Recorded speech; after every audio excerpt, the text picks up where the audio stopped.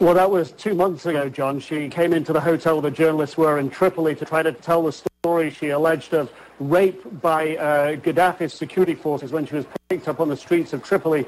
And people will remember seeing those images of her being very brutally bundled up, a bag put over her head, taken out of the hotel, taken into custody. And she really did drop out of sight.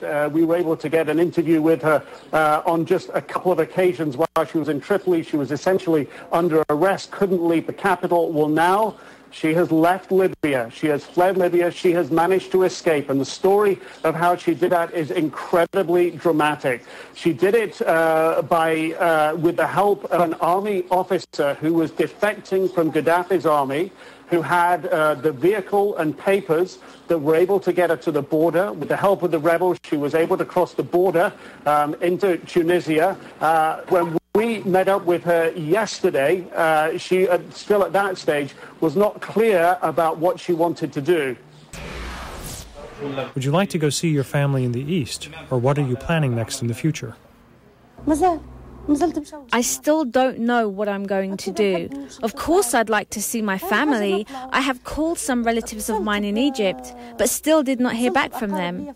No, I did not rush. I walked to my cousin's house and we all met then, rode in the same car. We left very normally, of course. I was wearing, bring me that, it's a traditional tribal headwear, amaziria, which was given to me by my friend's mother. I was wearing it and indeed you can't see anything apart from my one eye. So there you have it.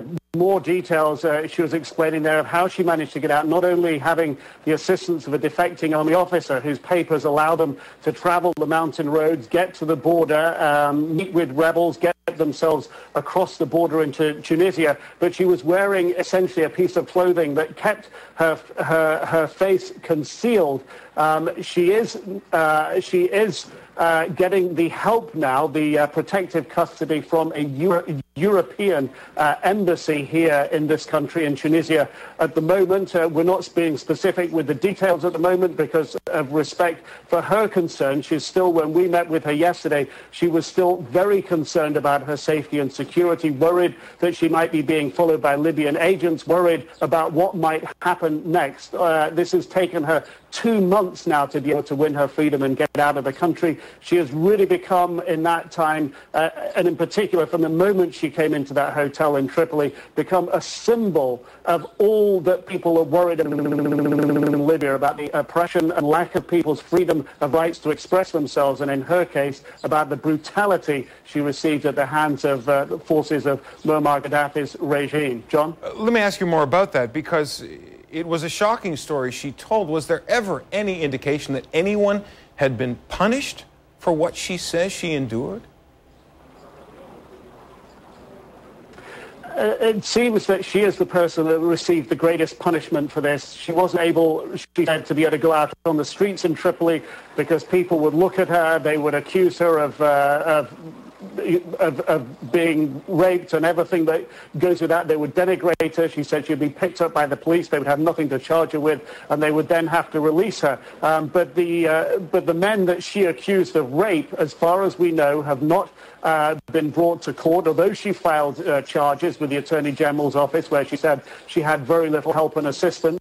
Those men weren't brought to court or to justice in any way, and at the moment, as far as we know in Libya, they are still free to roam around on.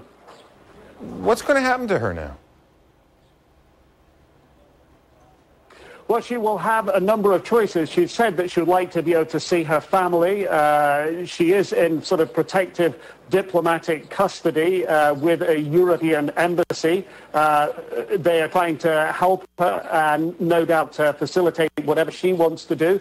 No doubt the opposition, the Libyan opposition, will want to meet with her. She has become a very big symbol for them as well. Her Facebook page has been filled with thousands and thousands and thousands of people following following every movement. There's undoubtedly going to be huge demands on her for her attention, what she has to say, and this will be a very, very difficult period for her. She's been under intense psychological pressure for the last 2 months. Very, very difficult, I think, for any of us to imagine what that would be like, to go through the emotional and psychological trauma of brutal rape and then to live under essential imprisonment in a city where the regime is hostile to you. You don't know what your fate is from one day to the next. It's not in your hands. And now suddenly to be presented after all that time with her freedom, after what must have been an incredibly anxiety-filled trip to get across the border, now to have that freedom and those opportunities, it is going to be very, very difficult for her to know exactly what her next move will be. No doubt the diplomats she is with at the moment will be able to give her good advice and good counsel, and no doubt we will be hearing where she is going and what she's doing. But at the moment, that's in her hands, and she will be making those decisions right now, John.